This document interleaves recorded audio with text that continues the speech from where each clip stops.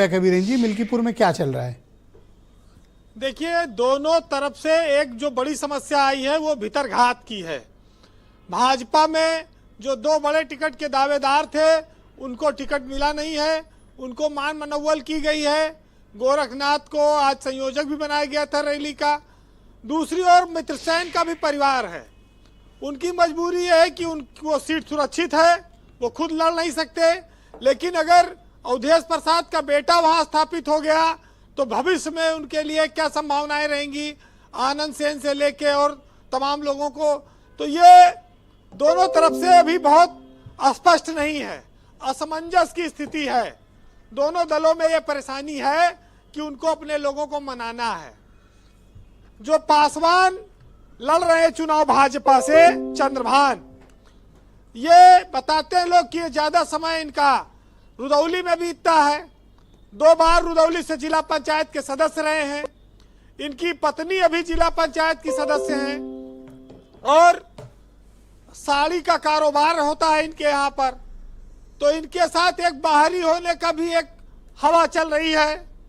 लेकिन चूंकि उपचुनाव है, इतने सब लोग लगे हैं, मंत्री से लेके तमाम नेता, बूथ, शक्ति केंद्र, पन्ना प्रभारी, सब भाजपा ने अपने लगा रखे हैं नेताओं को। तो चुनाव तो देखिए कड़ा है, लड़ाई सीधी है और तगड़ी है।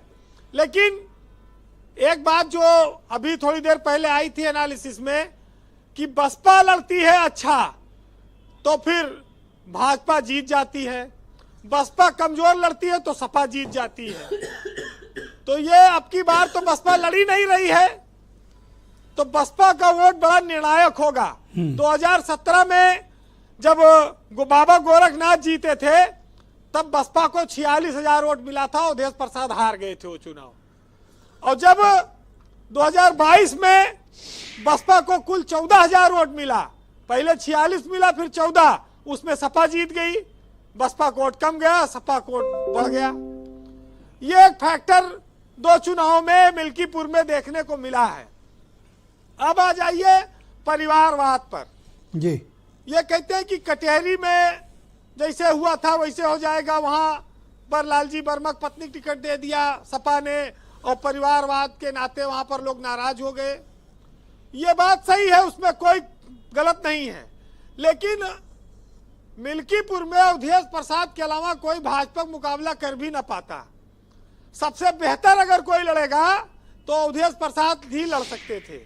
लड़ तो उनका लड़का रहा है, लेकिन हर जगह नाम अवधेश प्रसाद का चल रहा है। मुझे बताइए कि अवधेश प्रसाद में ऐसा क्या है कि वो इतनी बार जीते, अयोध्या जैसी हाई प्रोफाइल संसदीय सीट भी उन्होंने जीती। कौन है अवधेश प्रसाद और क्या है उनका, ऐसा कौन सा करिश्मा वो करते हैं? ब्रजेश जी, अवधेश प्रसाद जो लड़के बालिग हो गए उनके भी दोस्त हैं, नए लड़कों के साथ भी उनकी दोस्ती है। अच्छा। पुराने नेताओं के साथ भी उनकी दोस्ती है। तो ये सब खांटी नेता है, कोई ईगो लड़ा तो रहा नहीं है कभी। इतनी बार बार जीते हैं, सोहावल से भी जीते हैं, अब मिल्कीपुर से जीत रहे हैं। एक चुनाव पिछला वो 2017 वाला हारे थे। तो स्वाभाविक है कि नेता सुलभ हो, सामान्य हो और कोई बहुत गंभीर आरोप न हो। कई बार मंत्री भी रहे उत्तर प्रदेश सरकार में वो। तो बहुत किस्मत भी लिखा के लाए हैं। कहते नहीं कि भाई सोने की कलम से लिखा के लाए हैं, लिखा तो है। समझ लो कि अवधेश प्रसाद की कलम कर लिया। सोने से लिखी गई है, सोने कलम से। वैसे उनकी पत्नी का नाम भी सोना देवी ही है। तो सोने का उनके जीवन में बड़ा महत्व है। काफी पारिवारिक जानकारी आप उनकी रखते हैं वीरेन जी। अब चूंकि अवधेश प्रसाद फैजाबाद है, योद्धे है, तो कहाँ जाएंगे? वीरेन जी भी एक्चुअली उसी जिले के इसलिए देखिए, अयोध्या में मिल्कीपुर में खासतौर से भाजपा अपना खोया हुआ वो सम्मान ढूंढ रही है जो उसने अभी 6 महीना पहले लोकसभा के चुनाव में गंवा दिया है। ये एक खोए हुए सम्मान को प्राप्त करने की लड़ाई है भाजपा के लिए। लोकसभा की हार आज तक उसके लिए सबसे बड़ी चुनौती पूरे देश में बनी हुई कि अयोध्या की सीट वो हार गए। अयोध्या की सीट की हार की भरपाई अगर अवधेश प्रसाद के बेटे को कहरा कर देगी तो वो कहते हैं कि जब हार के बाद जीत का स्वाद मिलता है तो उसका अनुभव, आनंद सब एक अलग होता है जी। और शायद उसी अनुभूति के लिए ये चुनाव लड़ा जा रहा है। लेकिन तो मुकाबला आमने सामने का है या फिर उनकी चंद्रशेखर की पार्टी कुछ ट्रायंगल क्रिएट कर पाएगी वहां? ब्रजेश जी, चंद्रशेखर की पार्टी उतना वोट नहीं ला पाएगी। अगर वो जमानत बचा ले तो बड़ी बात होगी, लेकिन ब्राह्मण करीब 70,000 है और करीब 30 से 32,000 जो अभी पांडे जी ने कहा मुसलमान है। यादव भी लगभग 65,000 के लगभग है।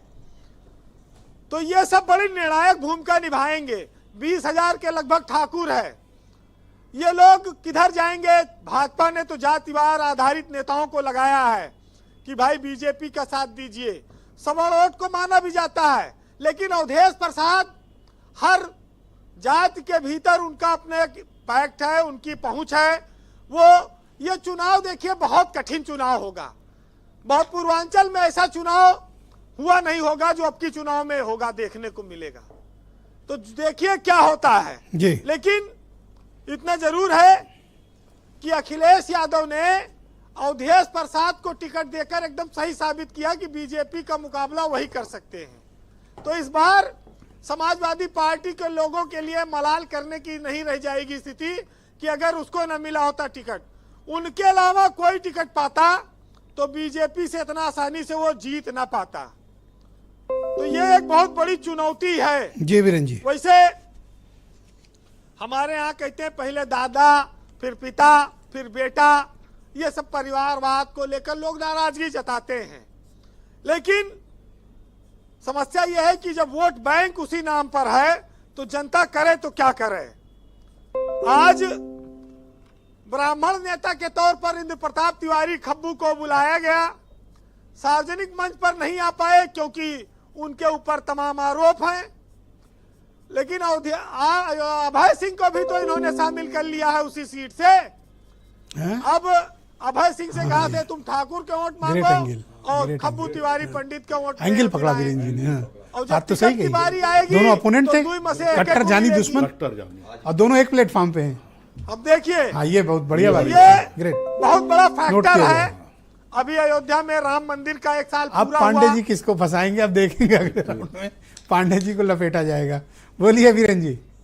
ब्रजेश जी, राम मंदिर का फैक्टर जो है वो 1 साल पूरा हुआ, उस पर भी काफी कोशिश की भाजपा ने जी। लेकिन मिल्कीपुर चुनाव एक अलग जातीय आधार का चुनाव है। यहाँ पर कोई धार्मिक फैक्टर, कोई जो मुईद अहमद का जो मामला आया भदरसा वाला, ऐसे कितने मामले हैं, उन सब के इतर ये चुनाव एक अलग दिशा में लड़ा जा रहा है। जी वीरेन जी। और आप ये कह सकते हैं कि कोई फैक्टर काम नहीं कर रहा है।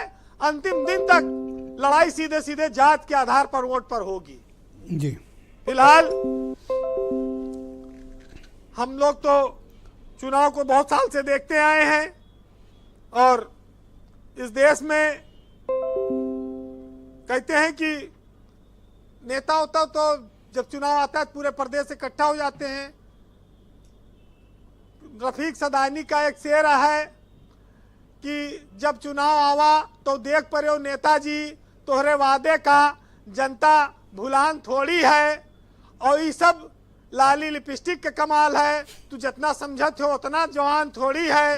अरे ये सब मानित है कि मोहब्बत में चोट खाइस है, लेकिन जितना चिल्लात है उतना चोटान थोड़ी है।